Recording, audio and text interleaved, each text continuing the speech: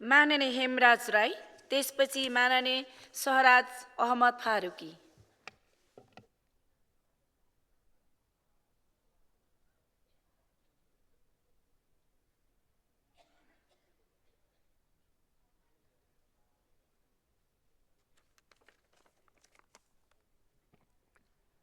सम्माननीय सभामुख महोदय, हामी संविधान कार्यान्वयनको स्थितिमा छौँ।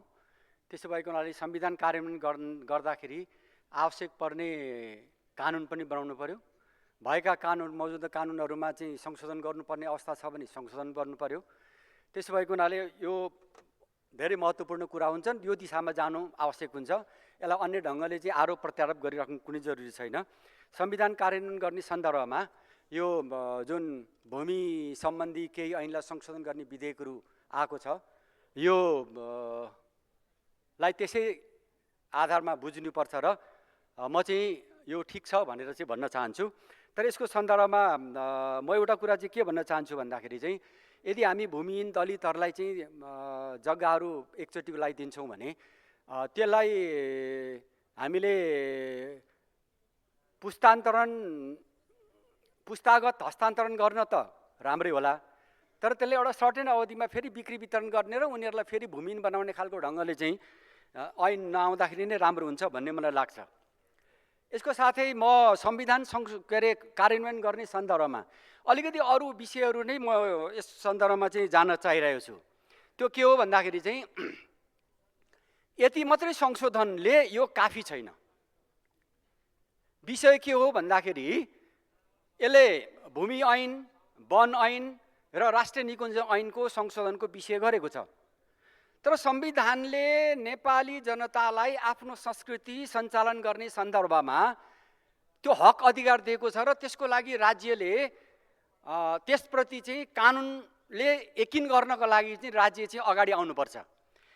यसमा चाहिँ यो ऐन चाहिँ अरू थप संशोधनको प्रस्तावहरू आउनुपर्छ भन्ने मलाई लाग्छ। म केही उदाहरण दिन चाहन्छु।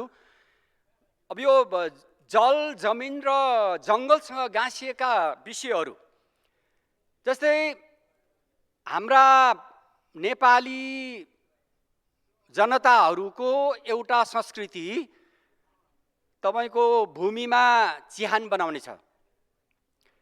हिजो चिहानघारी थियो, चिहान डाँडा थियो, त्यो अहिले कहीँ पनि त्यो रूपमा दर्ता हुने खालको अवस्था छैन। हिजो चिहान डाँडा भत्काएर अहिले त्यहाँ गाउँपालिका भवन बनाइसक्यो, स्कुल बनाइसक्यो। अब तपाईको चाहिँ चिहानघारी कहाँ हो त नेपाली जनताको? त्यो संस्कृतिलाई तपाईको कार्यान्वयन गर्नको लागि विधान ऐनहरू संशोधन गर्न आवश्यक छैन र? मैले वन ऐन पनि टोटल हेरेँ, भूमि ऐन टोटल हेरेँ, यसको सन्दर्भमा कहीँ छैन। म तपाईहरुलाई एउटा उदाहरण दिन्छु। ओखलढुङ्गा र खोटाङमा लिप्जी भिप्जू भन्ने एउटा वन छ। त्यो वन बम्बुलले राईहरूको पितृ पूजा गर्ने वन हो। त्यो कुनै धार्मिक वन होइन, त्यो त प्रथाजनित वन हो। त्यसकारणले वनलाई वन ऐनले जुन ढङ्गले चाहिँ क्याटेगोराइज गरेको छ राष्ट्रिय वन भन्दै, त्यो प्रथाजन्य वनको रूपमा क्याटेगोराइज गर्न सकिरहेको छैन।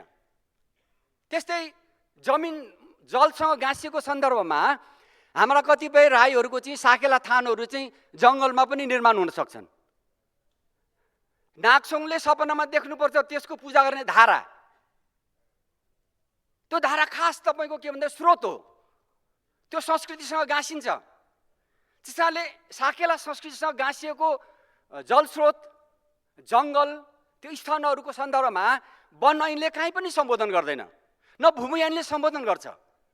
यस्ता संस्कृतिसँग गाँसिएका तपाईको चाहिँ ऐनहरू संशोधनको रूपमा आउनुपर्छ र अहिले यो तपाईको भूमि सम्बन्धमा केही नेपाल ऐनलाई संशोधन गर्ने बनेको विधेयक जुन छ, यो विधेयकको उद्देश्य र कारण जे छ त्यो कारणको लागि त यथेष्ट होला, तर यसमा अरू थप संशोधनको आवश्यकता छ र यो विषयलाई सम्बोधन गर्ने गरी हामीले संशोधनमा चाहिँ ध्यान दिनुपर्छ।